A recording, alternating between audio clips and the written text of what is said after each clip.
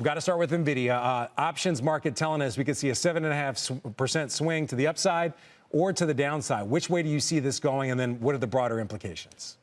Well, we are expecting a good quarter out of Nvidia, so we are hoping that we're going to see a move to the upside after the report.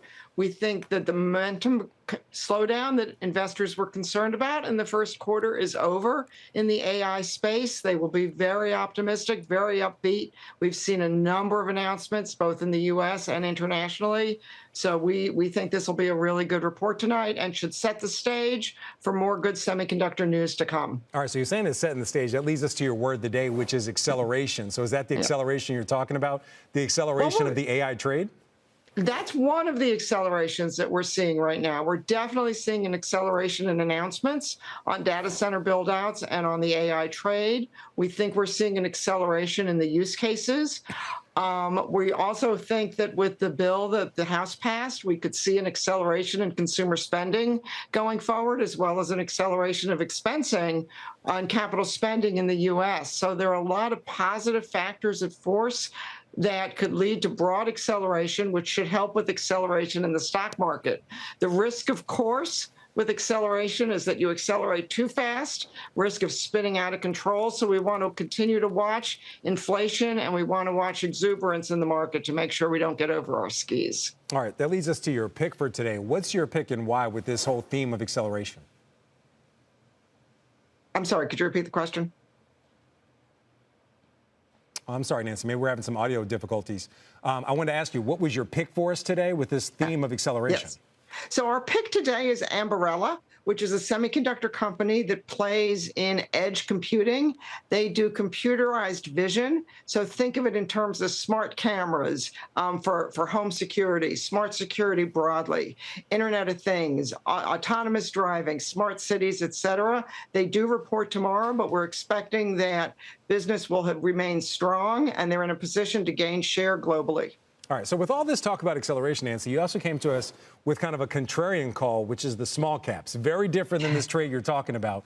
What are you seeing in the small caps? They got a boost yesterday, but everything got a boost yesterday on the back of that EU news. What are you seeing when it comes to that space? Well, what we've been seeing for a while in small caps is, of course, the valuation story that many people have been talking about, where the small cap segment is undervalued relative to large caps.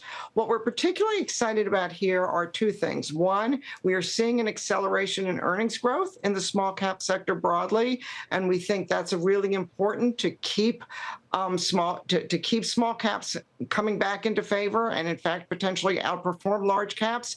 In addition, we think that AI has the potential to really boost the case broadly for smaller companies as it democratizes the way that companies can do business. When you can use technology to drive productivity, you don't need to spend as much on people, and that will level the playing field for smaller companies. All right, so it levels the playing field. But is this a trade or a long-term investment when you're talking about the small caps? A lot of people have seen an acceleration in small caps that just hasn't happened. Also, we're getting the sense from the Fed that we're not going to get any rate cuts this summer.